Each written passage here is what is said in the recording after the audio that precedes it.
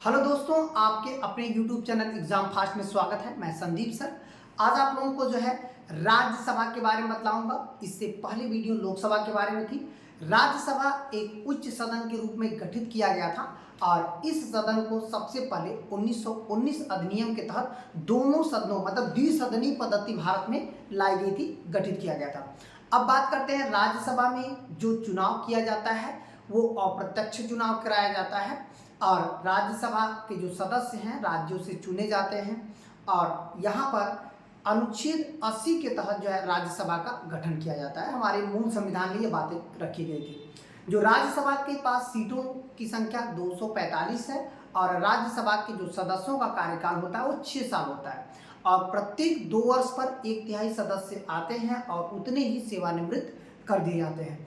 तो इस तरह से आपका सबसे महत्वपूर्ण राज्यसभा जो कि एक महत्वपूर्ण पार्ट है, हालांकि इसका धन विधेयक में बहुत बड़ा योगदान नहीं है। धन विधेयक में ये केवल 14 दिन तक ही धन विधेयक को रोक सकता है। आज हम लोग बात करते हैं राज्यसभा के बारे में। तो चलिए हम लोग बात करते हैं यहाँ पर जो राज्यसभा है। यदि देखा जाए तो राज्यसभा का गठन भारतीय जो है एक अधिनियम द्वारा, जैसे भारतीय अधिनियम था राज्यसभा में, तो यहाँ पर राज्यसभा का गठन जो है भारतीय अधिनियम द्वारा किया गया था। तो ये देखिएगा, इसको हम लोग कह सकते हैं कि राज्यसभा। तो यहाँ पर देखिएगा कि यह किस अधिनियम द्वारा है, 1919 के अधिनियम के तहत दिया गया था, क्योंकि राज्यसभा द्वितीय सदन या उच्च सदन माना जाता है। जब द्विसदनीय पद्धति लाई गई थी उसी समय राज्यसभा का गठन किया गया था।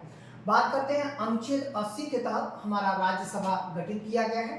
राज्यसभा में अधिक से अधिक सीटों की संख्या 250 है, लेकिन आप देखेंगे कि वर्तमान सीटों की संख्या राज्यसभा के पास 245 है और यदि हम लोग देखें तो इसमें से 238 सदस्य जो है कहाँ से चुने जा सकते हैं, संघ एवं राज्य से, और 12 सदस्य किससे चुने जाते हैं, राष्ट्रपति द्वारा, वो भी 4 क्षेत्र से, कला में, साहित्य में, विज्ञान में और समाज सेवा में। ये चारों क्षेत्र में विशेष ज्ञान रखने वाले या विशेष योगदान देने वाले व्यक्तियों को ही चुना जाता है। राष्ट्रपति इन्हीं 4 क्षेत्रों के जो है विशेष योगदान देने वाले व्यक्ति को राज्यसभा का मनोनीत करती है।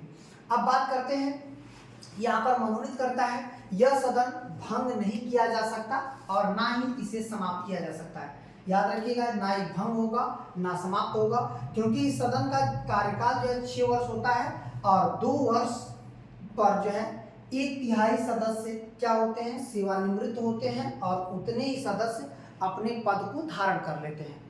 और फिर बाद में करते हैं कि वर्तमान में राज्यसभा के पास 245 सीटें हैं। तो राज्यसभा के बारे में हम लोग शॉर्ट नोट्स में बहुत अच्छे बेहतरीन कॉन्सेप्ट के साथ जो है कर सकते हैं कि राज्यसभा के बारे में जानकारी ली। ऐसी वीडियो देखने के लिए जो है हमारे इस YouTube चैनल और हमारे Facebook पेज को फॉलो करते हैं। धन्यवाद।